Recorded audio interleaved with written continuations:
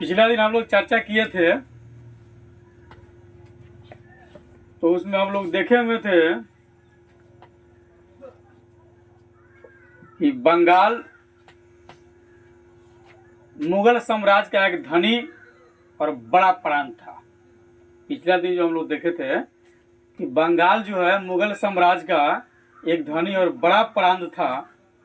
यही से east India company का जो है अधिकार शुरू होता है। ठीक है। आधुनिक बिहार और उड़ीसा भी उस समय एक ही जगह थे, बटे नहीं थे। और मुगलों की सत्ता की कमजोरी को लाभ उठाते हुए बंगाल के दीवान मुर्शीद कुली खान ने जो है अपने को एक स्वतंत्र शासक घोषित कर लिया। ठीक है। उस समय मुर्शीद कुली खां बंगाल के दीवान हुआ करते थे। जब उन्होंने देखा कि मुगलों की केंद्रीय सत्ता कमजोर हो गई है तो उन्होंने खुद को एक शासक घोषित कर लिया। वैसे वो मुगल बादशाह को नियमित रूप से राजस्व जो है भेजते रहे। ठीक है। और उसके बाद मुर्शीद कुली खां के बाद जो है अली वर्दी खां 1740 में बंगाल का नवाब बना। उसने बंगाल में कुशन प्रशासन कायम किया। अली वर्दी खां ने यूरोप के व्यापारियों को हमेशा अपने नियंत्रण में रखने का प्रयास किया। उसके बाद उसका नाती सिराजुद्दौला बंगाल का नवाब बना। सिराजुद्दौला के नवाब बनने पर उसके परिवार के बीच आपसी झगड़ा हो गया और झगड़ा के बीच एक साजिश हो गई। ठीक है। और साजिश जब शुरू हुआ, इन साजिश में जो है ईस्ट इंडिया कंपनी ने बंगाल में अपना हस्तक्षेप दिया, यानी एक पक्ष को मदद करना शुरू कर दिया। ठीक है। और इस प्रकार से जब एक पक्ष को मदद किया तो एक पक्ष ईस्ट इंडिया कंपनी के तरफ से, एक पक्ष नवाब सिराजुद्दौला के तरफ से हो गया। ठीक है। सिराजुद्दौला जो है वो चाहता था कि कंपनी जो हमारे यहाँ व्यापार कर रही है वह हमको टैक्स दे। उसके टैक्स न देने से बंगाल साम्राज्य का जो है काफ़ी नुकसान हो रहा था और कंपनी चाहती थी कि हम टैक्स न दे और सिराजुद्दौला चाहता था कि हम टैक्स ले। ठीक ना। तो बंगाल के नवाब सिराजुद्दौला को यह जो है कंपनी का कार्यक्रम पसंद नहीं आया। उसने कंपनी को बिना शुल्क व्यापार करने से मना कर दिया और उसने कंपनी पर धोखाधड़ी का आरोप लगाते हुए उसकी किलेबंदी के विस्तार पर रोक लगा दिया कि कंपनी अपना किलाबंदी का विस्तार नहीं कर सकता। कंपनी यह समझ रही थी कि अब अगर बंगाल के व्यापार को सुरक्षित रखना है तो सबसे पहले नवाब सिराजुद्दौला को नवाब के पद से हटाना पड़ेगा। इसके लिए कंपनी ने बंगाल के राजनीति को टटोलना शुरू किया। उसने सिराजुद्दौला से असंतुष्ट व्यक्ति जो थे, जो नाराज व्यक्ति उससे थे, ठीक ना, उस सब से मिला और सिराजुद्दौला की जगह कंपनी का एक नया नवाब बनाना चाहती थी जो है ईस्ट इंडिया कंपनी के इशारे पर चल सके। इसके लिए कंपनी ने बंगाल के दो बड़े व्यापारी अमी चंद और जगत सेठ के साथ नवाब के सेनापति मीर जाफर को अपनी ओर का किया, मिला लिया। नवाब सिराजुद्दौला का सेनापति था मीर जाफर। कंपनी ने मीर जाफर को अपने तरफ मिला लिया। उसको ऑफर दिया कि तुम हमारा साथ दो, ठीक ना, नवाब सिराजुद्दौला के बाद जो है हम तुमको यहाँ का बंगाल का नवाब बनाएंगे। ठीक है। तो जब इस बात की जानकारी नवाब सिराजुद्दौला को मिला तो करीब 30,000 सिपाही के साथ कासिम बाजार में स्थित इंग्लिश फैक्ट्री पर हमला बोल दिया और कंपनी के सेना का नेतृत्व रॉबर्ट क्लाइव कर रहा था। अंग्रेज के तरफ से एक सेनापति था जिसका नाम था रॉबर्ट क्लाइव, जो पिछला दिन हम लोग चर्चा कर रहे थे।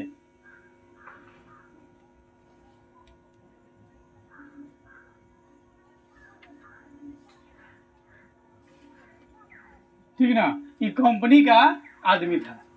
ठीक है। यह कंपनी के सेना का नेतृत्व कर रहा था।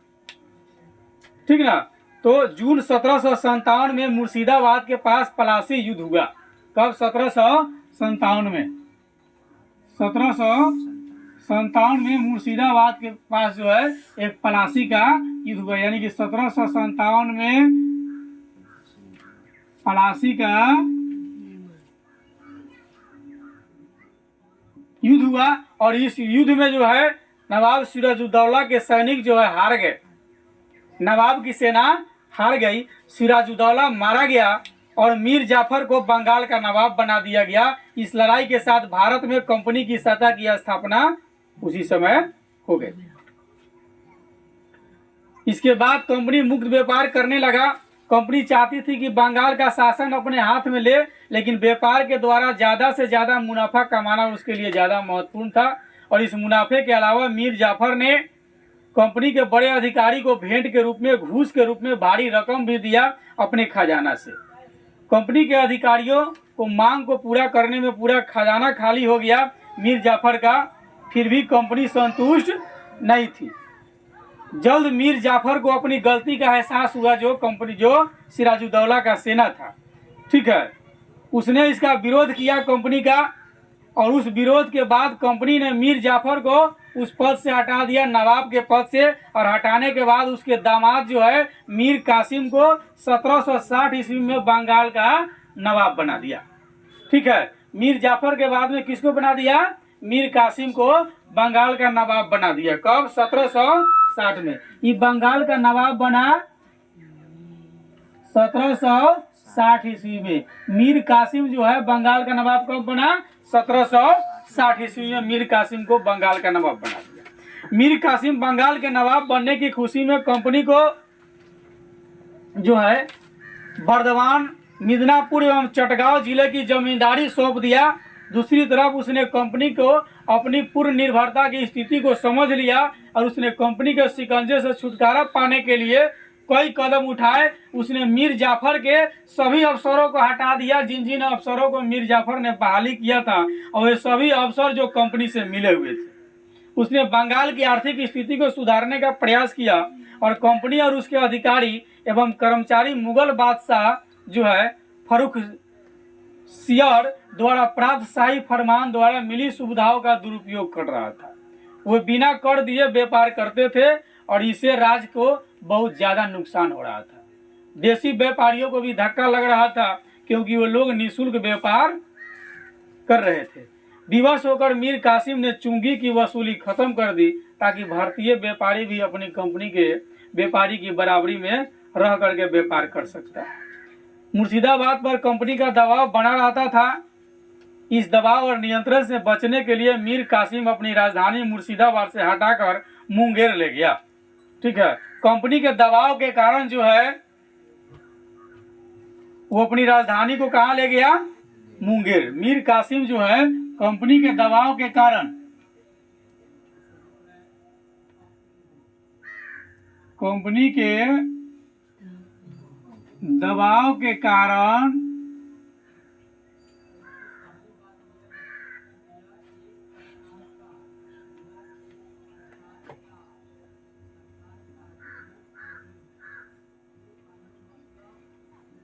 मीर कासिम ने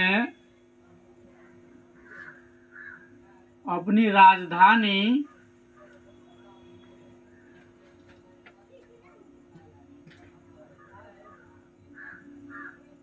मुर्शिदाबाद से हटाकर मुंगेर ले गए,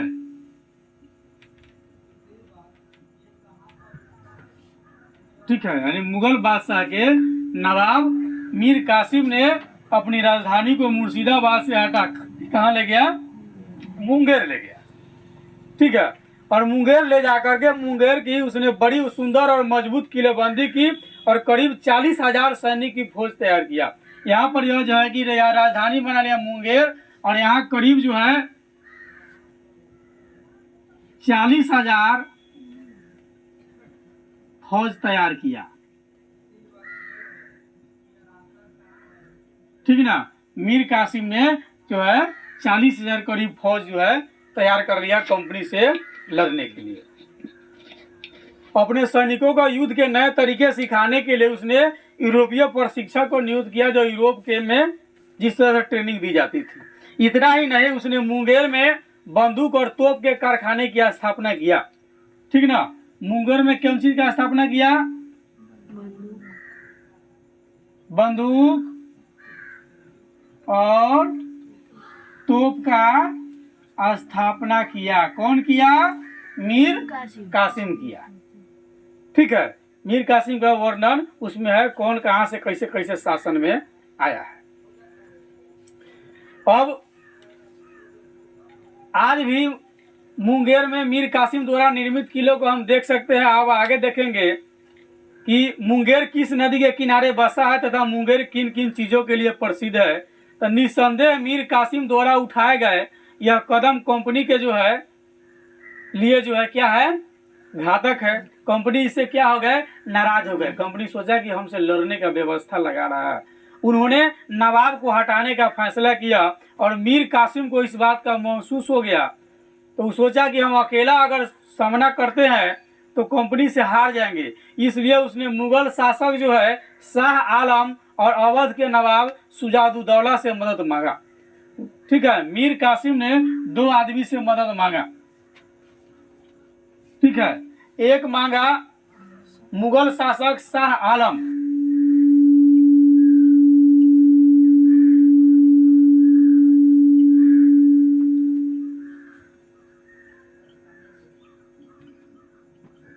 शाह आलम से।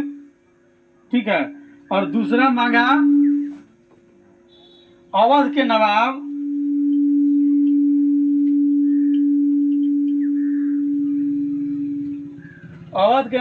शुजाउद्दौला से।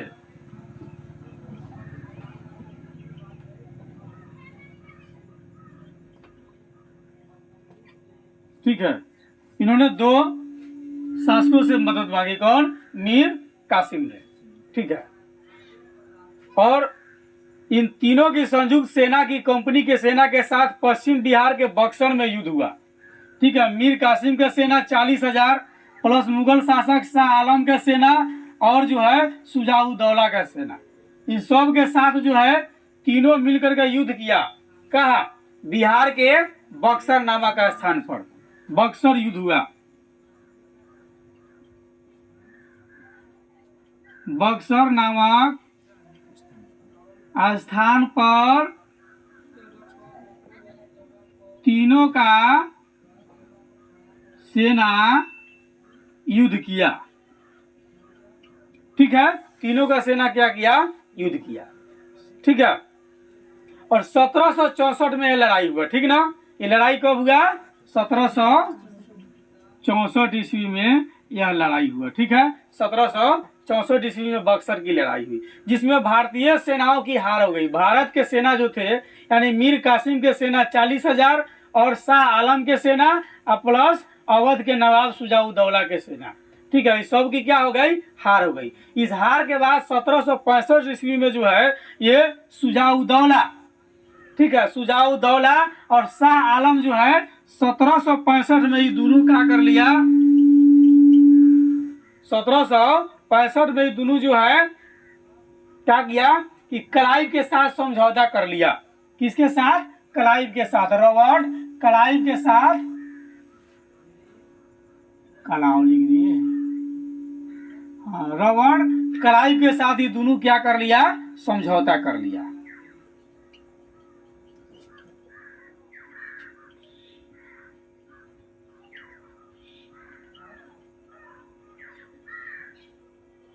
समझौता कर लिया। ठीक है, कौन? शाह आलम और शुजाउद्दौला। ठीक है, इस प्रकार से पूरे हिस्ट्री से स्पष्ट होता है कि भारत में अंग्रेजों को शरण देने का काम मुस्लिम कुछ शासकों के द्वारा ही हो गया है। सिराजुद्दौला के जो अपने जो लोग थे, पारिवारिक जो लोग थे, वो लोग अगर ऑफर नहीं देते तो कंपनी कभी भी सिराजुद्दौला के तरफ आक्रमण का मूड नहीं बनाती। ठीक है, तो ये दोनों क्या कर लिया? समझौता कर लिया, और समझौता के अनुसार ईस्ट इंडिया कंपनी को बंगाल, बिहार और उड़ीसा की दीवानी मिल गई। इससे कंपनी को इन प्रदेश से राजस्व वसूली का अधिकार मिल गया। ये हम लोग को पूर्वकालिक चर्चा थी। अब कंपनी को दीवानी मिलने से क्या क्या फायदे हुए होंगे, हम इस पर चर्चा करेंगे कि कंपनी को दीवानी मिला, मतलब जब वसूलने का पैसा मिलने का, पैसा जब लेने का जब वक्त हो गया, दीवानी जब मिलने लगा, पूरा अधिकार हो गया, तो उसको क्या क्या फायदा हुआ होगा। यानी कंपनी को जब टैक्स मिलने लगा तो क्या क्या फायदा हुआ। इस तरह कंपनी ने एक बहुत महत्वपूर्ण उद्देश्य की पूर्ति कर लिया और 18वीं सदी की शुरुआत से ही, ठीक है, कब, अब इसके बाद जो है कंपनी का पूरा अधिकार हो गया और 18वीं सदी की शुरुआत से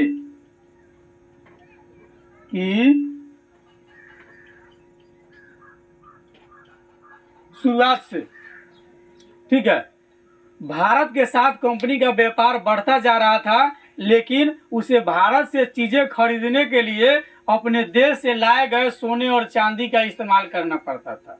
जो भी सामान भारत से खरीदता था तो सामान के बदले जो है भारत के लोगों को कंपनी जो है सोना और चांदी दिया करता था। इससे इंग्लैंड में सोने और चांदी की कमी होने लगी। इंग्लैंड में सोना और चांदी की कमी होने लगी, ठीक है। जब कमी होने लगी तो पूरे इंग्लैंड में इसका विरोध होने लगा।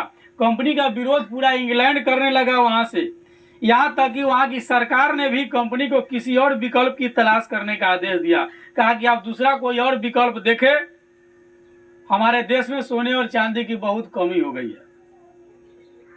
बंगाल की दीवानी हासिल करना कंपनी के लिए एक महत्वपूर्ण विकल्प के रूप में उभरा और इसे होने वाले मुनाफे से वे भारत से सामान खरीदकर इंग्लैंड भेज सकते थे और उन्हें चांदी लाने की आवश्यकता अब नहीं थी। क्यों नहीं थी? क्योंकि वह जो है कि भारत के लोगों से ही टैक्स लेकर के, भारतीय के लोग का पैसा लेकर के और भारत से सामान खरीदता था। पैसा भारत का, सामान भी भारतीय का। एक आदमी से टैक्स लेकर दूसरे आदमी को जो है सामान लेकर के वह पैसा उसको दे रहा था। अब जो है कंपनी को सोना और चांदी देने की आवश्यकता नहीं पड़ी, क्योंकि भारत से टैक्स लेकर के इसी टैक्स के पैसा से सामान क्या करना है, खरीद लेना है। क्या करना है? सामान खरीद लेना है। किससे? टैक्स के पैसा से। तो अब जो है सोना और चांदी देने की जरूरत नहीं पड़ेगी। ऐसा अब कंपनी के पास विकल्प हो गया। वे भारत के लोगों से पैसा वसूल कर भारत का ही सामान सस्ते में खरीद कर यूरोप भेज सकते थे और मुनाफा डायरेक्ट कमा सकते थे। प्लासी युद्ध की विजय के बाद अगर वे चाहते तो यहाँ के नवाब बन सकते थे कंपनी वाले, लेकिन उन्होंने ऐसा नहीं किया। शासन चलाने के पचड़े से बचकर उन्होंने व्यापार करना और धन कमाने का सिलसिला जारी रखा। सोचा कि केवल व्यापार कीजिए और पैसा कमाइए। लेकिन बंगाल विजय के पश्चात वे भारत के महत्वपूर्ण राजनीतिक शक्ति के रूप में उभरे और धीरे धीरे पूरे भारत के आर्थिक संसाधन पर अपना कब्जा जमाने के प्रयास में लग गया। कौन? East India company. बंगाल के बाद कंपनी ने भारत के अन्य राज्यों पर कब्जा जमाने के लिए लड़ाई के साथ साथ विभिन्न राजनीतिक, आर्थिक और कूटनीतिक साधनों को अपनाया। ज्यादातर राज्य कंपनी की सैनिक भक्ति से डरकर उसकी बातें मानने को तैयार हो गया। डरता था कि सैनिक मार देगा। और ऐसे राज्यों पर अपना नियंत्रण स्थापित करने के लिए कंपनी ने उसके साथ सहायक संधि की और इसके अंतर्गत भारतीय शासकों को अपने क्षेत्र में कंपनी की फौज रखनी पड़ती थी। शासक कौन है? भारत का। और फौज किसका है? कंपनी का। तो बात किसका चलेगा? कंपनी का ना चलेगा, ठीक है। इसका खर्च भी उन्हें देना पड़ता था, भारत के राजा को ही। सैनिक किसका? कंपनी का। कौन किसका करेगा? कंपनी का। उसका खर्चा कौन उठाएगा? राजा। तो देश को नुकसान नहीं होगा।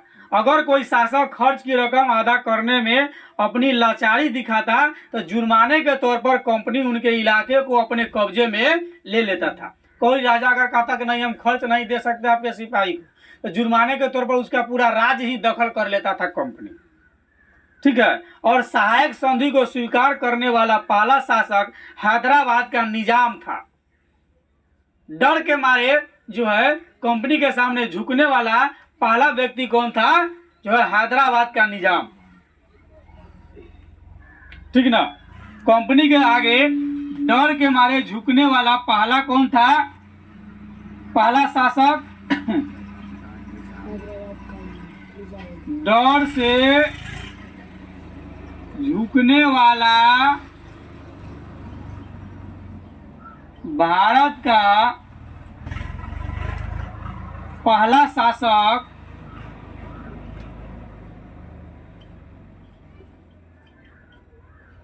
हैदराबाद का निजाम था।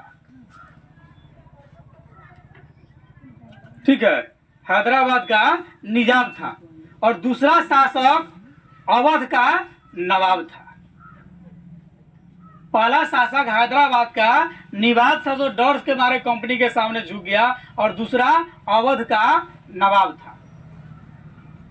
ठीक है, झुकने वाला पहला और दूसरा शासक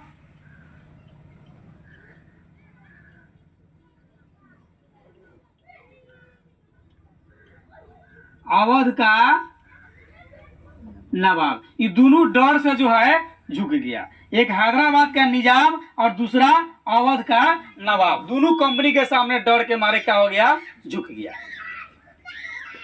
इन दोनों शासकों को अपने राज्य के कुछ हिस्से कंपनी को देने पड़े थे। इसके अलावा भारतीय शासकों को अपने राज्य में एक अंग्रेज अधिकारी भी रखनी पड़ती थी और इस अधिकारी को रेजिडेंट कहा जाता था। एक अधिकारी जो है भारतीय शासक के अंतर्गत रहेंगे, उसके जो शासन जो जितना दूर में उसका क्षेत्र है उस क्षेत्र में शासन के अंतर्गत एक शासक रहेगा जिसको रेजिडेंट यानी कि अंग्रेज का सिपाही भारतीय जमीन मतलब राजाओं के अंतर्गत रहेंगे और उसका सारा खर्च भारत के राजा ही देंगे, यानी भारत के शासक ही देंगे। उसको रेजिडेंट कहा जाता था। रेजिडेंट के माध्यम से कंपनी इन राज्यों के अंदरूनी मामले पर नजर रखती थी कि राज्य में हो क्या रहा है और उस राज्य का अगला राजा कौन होगा और किस किस को पद से हटाना ठीक है, किसको रखना ठीक होगा, आदि चीजें भी कंपनी के अफसर ही तय किया करते थे। यानी पूर्ण रूप से समझिए उसी समय भारत गुलाम हो गया। कई राजाओं और नवाबों ने कंपनी की चालों को समझा। कंपनी शासन को चुनौती देने के लिए उन्होंने बड़े पैमाने पर तैयारियां की। कंपनी भी ऐसे शासकों से बलपूर्वक निपटने के लिए उन्होंने बड़े पैमाने पर तैयारियां किया और कंपनी भी ऐसे शासक से पूरी ताकत से निपटा। ठीक है, और निपट करके उसको वहां से हटा करके और अपना अधिकार जमाया। दक्षिण भारत का मैसूर राज्य वर्तमान में कर्नाटक नाम से जाना जाता है, उस समय काफी समृद्ध और ताकतवर था।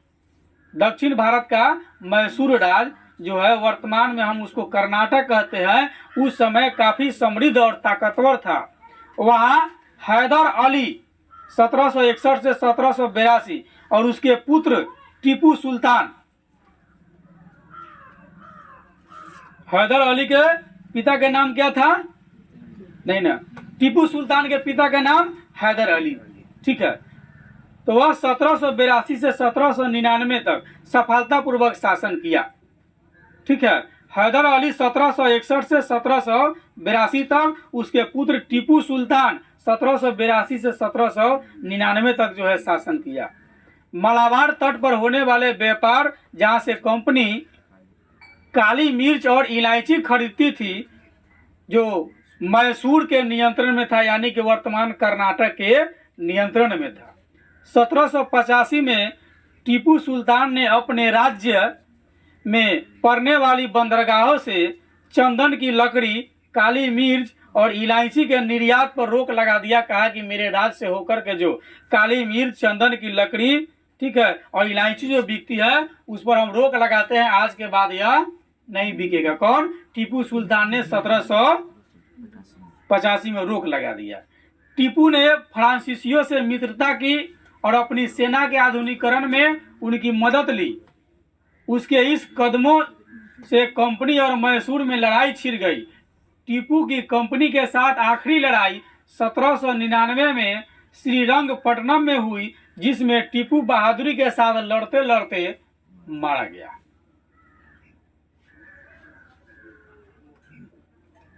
ठीक है, टीपू की एक छोटी सी कहानी है कि राजाओं की छवि अक्सर जनश्रुतियों से बनती है। प्रचलित किस्सों में उसकी ताकत का खूब यशगान किया गया है। 1782 में सुल्तान बने टीपू के बारे में कहा जाता है, एक बार वे अपने फ्रांसीसी दोस्त के साथ जंगल में शिकार खेलने गए थे।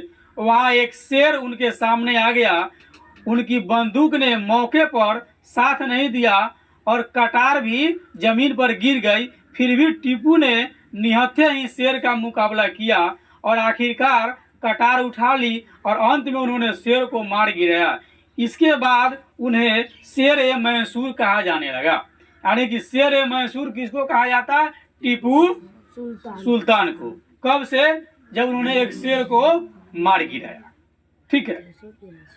तो श्रीरंगपट्टनम 1799 में श्रीरंगपट्टनम में टीपू सुल्तान की जब मौत हो गई तो उसके बाद अंग्रेजों ने मैसूर का शासन पुराने ओडियार राजवंश के हाथ में सौंप दिया। मैसूर राज के कुछ इलाके कंपनी ने हथिया लिया और वहां का नया राजा पूर्णतः कंपनी का गुलाम था। कंपनी अपनी इच्छा से नया राजा बनाया। ठीक है। अब है आगे अंग्रेज और मराठे। ठीक है। तो कंपनी ने आगे मराठे की तरफ ध्यान दिया और 1761 ईस्वी में पानीपत की लड़ाई में हार के बावजूद मराठे भारत के बहुत बड़े भाग का नियंत्रण करते थे। 1761 में पानीपत की लड़ाई कब हुई? 1761 में। पानीपत की लड़ाई कब हुई? 1761 में। बक्सर का युद्ध कब हुआ? 1764 ईस्वी। ठीक ना। बक्सर का युद्ध कब हुआ? 1764 ईस्वी में।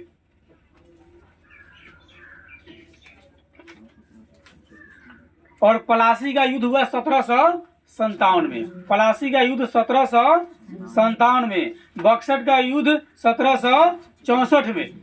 ठीक है। और पानीपत की लड़ाई 1761 में।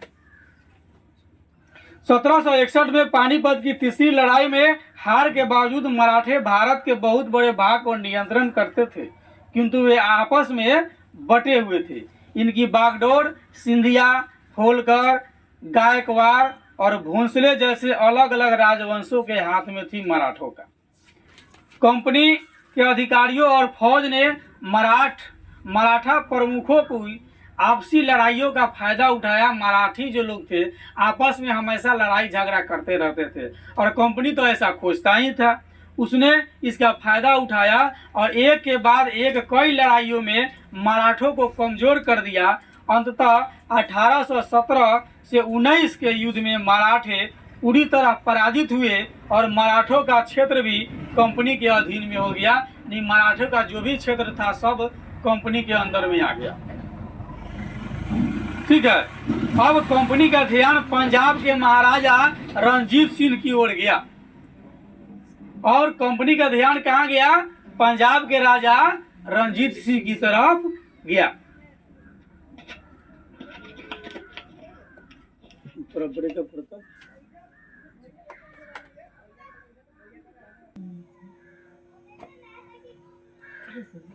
अब कंपनी का ध्यान जो है पंजाब की तरफ गया। ठीक ना। किसके तरफ गया? पंजाब की तरफ। अधिकार करते करते कहाँ पहुंच गया? पंजाब की तरफ। ठीक है। उस समय वहां के राजा जो है पंजाब के महाराजा रणजीत सिंह की ओर गया। ठीक है। ध्यान कहाँ गया?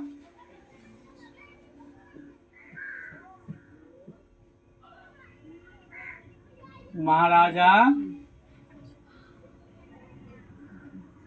रणजीत सिंह की तरफ गया।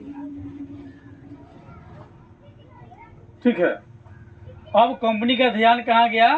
पंजाब की तरफ। ठीक ना। और पंजाब के महाराजा रणजीत सिंह उस समय थे। ठीक है। यानी कि शासक कौन थे? रणजीत सिंह। ठीक है। 1799 ईस्वी से लेकर 1839 ईस्वी तक पंजाब, कश्मीर और आधुनिक हिमाचल प्रदेश के कुछ भागों पर इसका शासन था। ठीक है। इनका शासन जो है 1799 से लेकर के 1839 तक। ठीक है। तो 1799 ईस्वी से लेकर के 1839 ईस्वी तक जो है इनका शासन पंजाब, कश्मीर और हिमाचल प्रदेश पर था।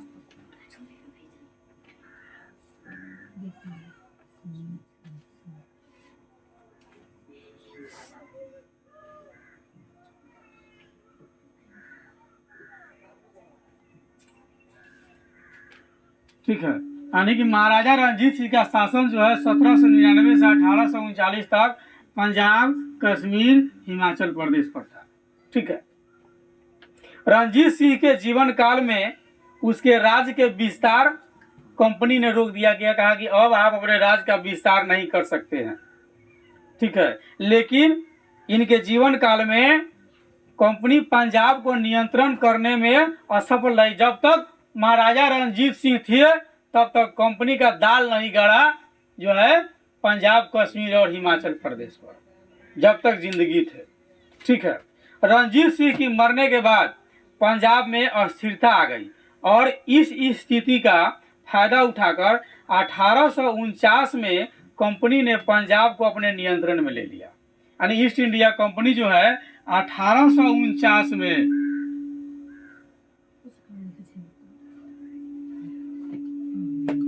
कंपनी अपना अधिकार जमा लिया।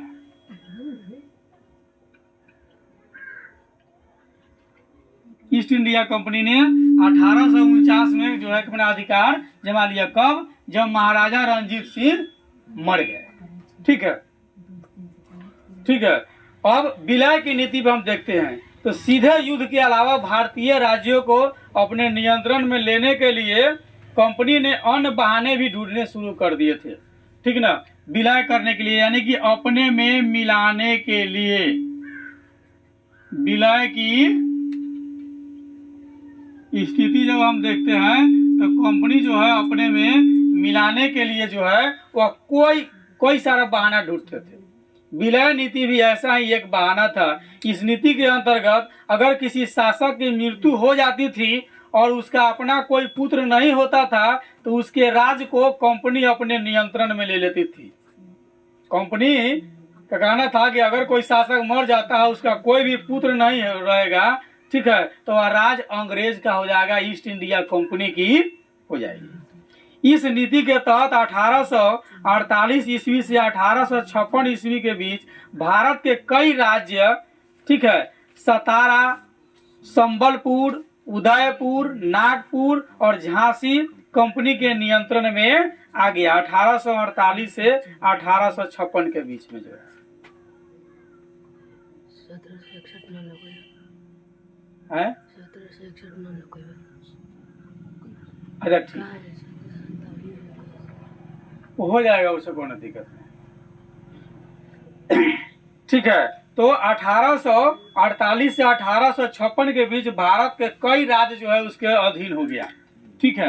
विलय की नीति जो बनाया था 1848 से 1856 के बीच में कई राज्य इसके अधीन में हो गए। ठीक ना। विलय की नीति में इन्होंने ऐसा नियम लगाया था कि यदि किसी राजा की मृत्यु हो जाती है और उसका कोई संतान नहीं है, ठीक है, तो उस राज्य का मालिक ईस्ट इंडिया कंपनी होगा। ठीक है। उस राज्य का मालिक कौन होगा? ईस्ट इंडिया कंपनी होगा। और इस प्रकार से उन्होंने जो है कई सारे राज्य को मिला लिया। ठीक है। और मिलाने वाले राज्य निम्न प्रकार थे: सतारा, संबलपुर,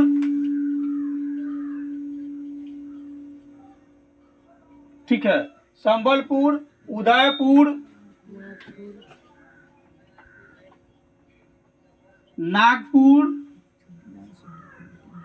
नागपुर है, नागपुर और झांसी। इसके बारे में तो खूब कहा जाता है, खूब लड़ी मर्दानी वह तो झांसी वाली रानी थी। सन 57 में, सन 57 की वह तलवार पुरानी थी और खूब लड़ी मर्दानी वह तो झांसी वाली रानी थी। तो 1848 से 1856 के ईस्वी के बीच जो है भारत के इन राज्यों को जो है अंग्रेज ने अपने अधीन कर लिया, अपने में विलीन कर लिया। ठीक है। अंग्रेजों ने विलय नीति के द्वारा जिन भारतीय राज्यों को अपने नियंत्रण में लिया, ठीक है, उसको हम लोग देखेंगे या मानचित्र बना करके सुस्पष्ट कर सकते हैं। ऐसे मूल रूप से हम देख रहे हैं कि किन किन राज्यों को पहले बंगाल से उन्होंने शुरू किया, अब जो है कहाँ तक पहुंच गया है? पंजाब, कश्मीर, हिमाचल प्रदेश यानी कि पूर्णतः लगभग जो है अपना अधीन ले लिया, यानी कि अपने पूरा स्थान पर जो है कि अधिकार जमा लिया। अब कंपनी के सामने कोई जल्दी विरोध करने वाला आदमी नहीं है। कंपनी अब हुकूमत की स्थापना देखते हैं। कंपनी की हुकूमत की स्थापना वो किस तरह अपना हुकूमत करती है।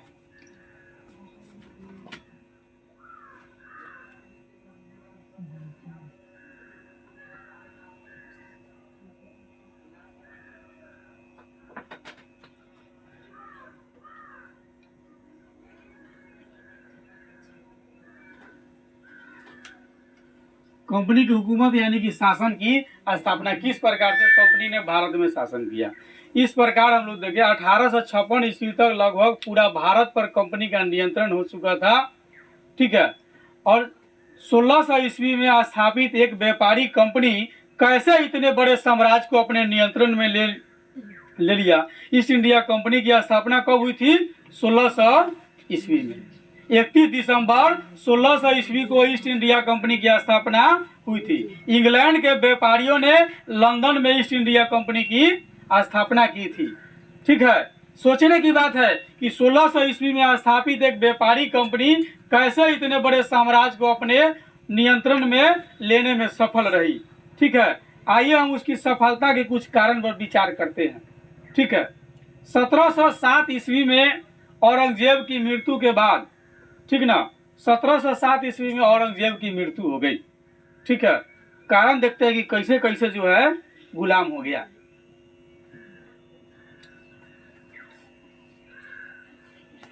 1707 ईस्वी में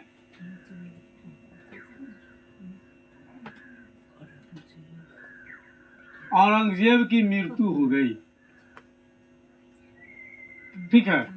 औरंगजेब की मृत्यु कब हो गई? 1707 ईस्वी में। नए स्वतंत्र क्षेत्रीय राज्य का उदय हुआ और इनमें आपसी तालमेल का अभाव था। लोग आपस में मिलजुल करके नहीं रहते थे। जब औरंगजेब मर गए 1707 ईस्वी में, तो उसके बाद जो है लोग आपस में मिलजुल करके नहीं रहते थे।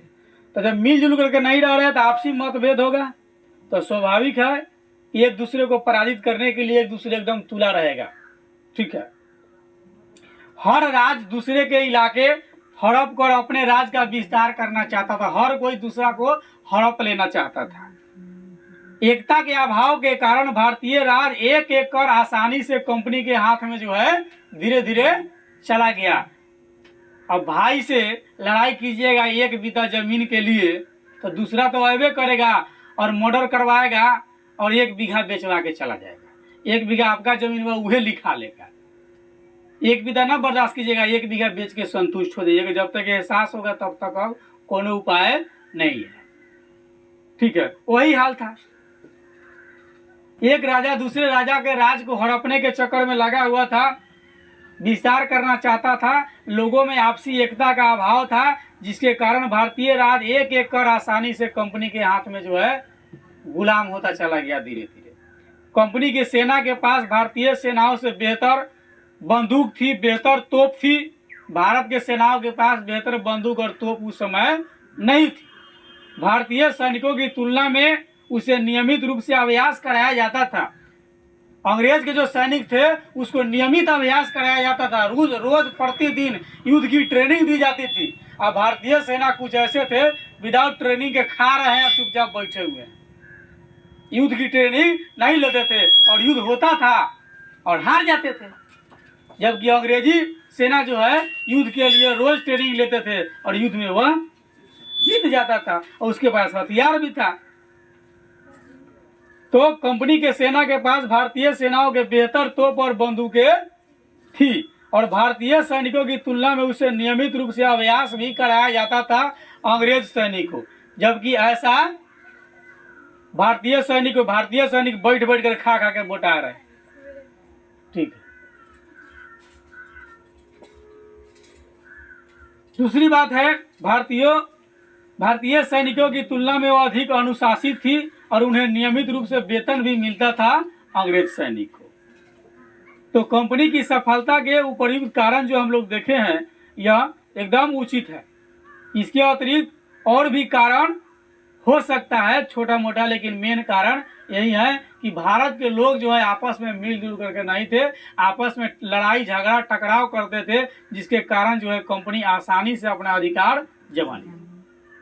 हम लोग देखा नवाब सिराजुद्दौला के आपसी मतभेद के कारण कंपनी ने पहले वहीं से शुरू किया, क्योंकि नवाब सिराजुद्दौला भारत के जो है गिने चुने साम्राज्य जो था उसका नवाब था, नवाब सिराजुद्दौला, जिसके अंतर्गत बिहार, उड़ीसा और वर्तमान झारखंड ये सब जो है एक ही जगह था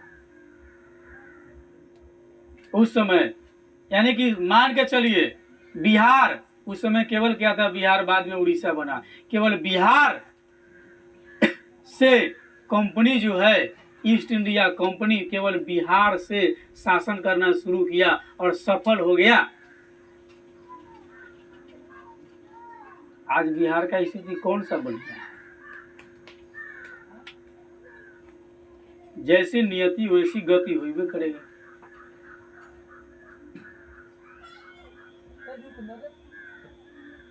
ईस्ट इंडिया कंपनी जो हम लोगों के देश में व्यापार करने आई थी, किस प्रकार उसने यहाँ की आंतरिक कमजोरी का फायदा उठाया, लोगों को कमजोरी को समझ गया और फायदा उठाते हुए अपने आप को एक राजनीतिक शक्ति के रूप में स्थापित कर लिया। यहाँ के आर्थिक संसाधन से लाभ उठाते हुए इस देश के शासक बन बैठे। इस देश का शासक बनने के बाद इस देश में वस्तु के उत्पादन, उसे होने वाले मुनाफे को कंपनी अपने जरूरत और लाभ के अनुसार तय करने लगी। आइए एक उदाहरण से हम लोग समझते हैं। सबसे पहले कंपनी भारत में बना कपड़ा यूरोप में बेचकर मालामाल हो रही थी। सबसे पहले कंपनी भारत से क्या खरीद कर ले जाती थी? कपड़ा, ठीक है, और खूब पैसा कमाता था वो। फिर जब इंग्लैंड में कपड़े के कारखाने बन गए तो वहाँ का बना कपड़ा और दूसरे सामान भी भारत में बेचने लगी और भारत से वे कपास खरीद कर अपने देश के कारखाने को में ले जाकर के बेच देती थी। कपास यहाँ से और कपड़ा वहाँ से बन करके आता था, लोग यहाँ खरीदता था और दाम तय करेगी कंपनी।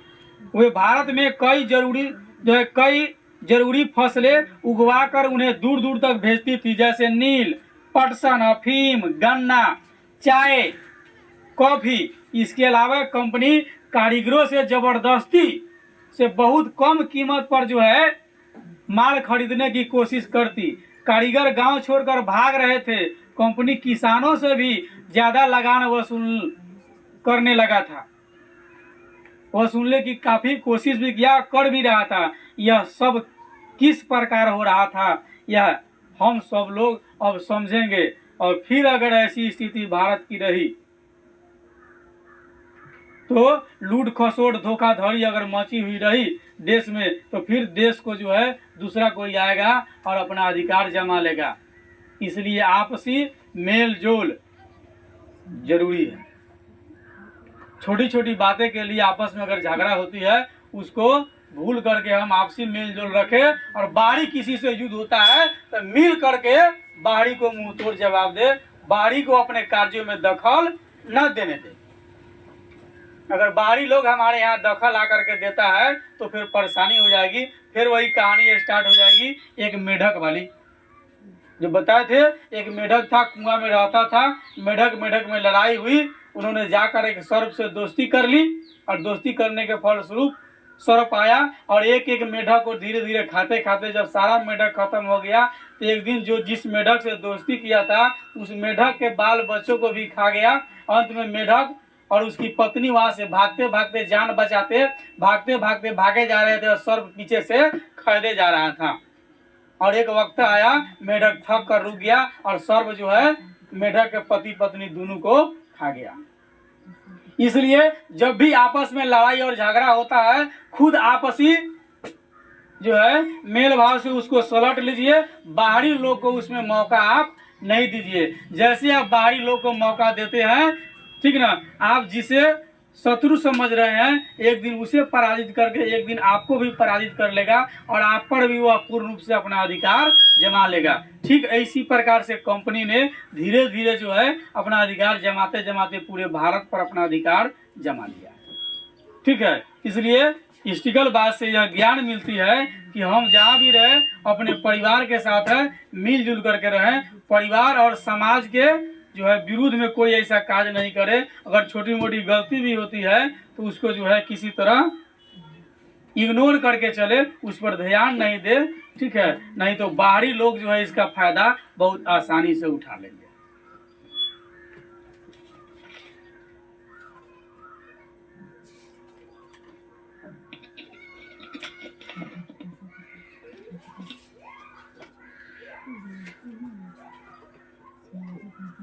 पूरे कर दे। हाँ।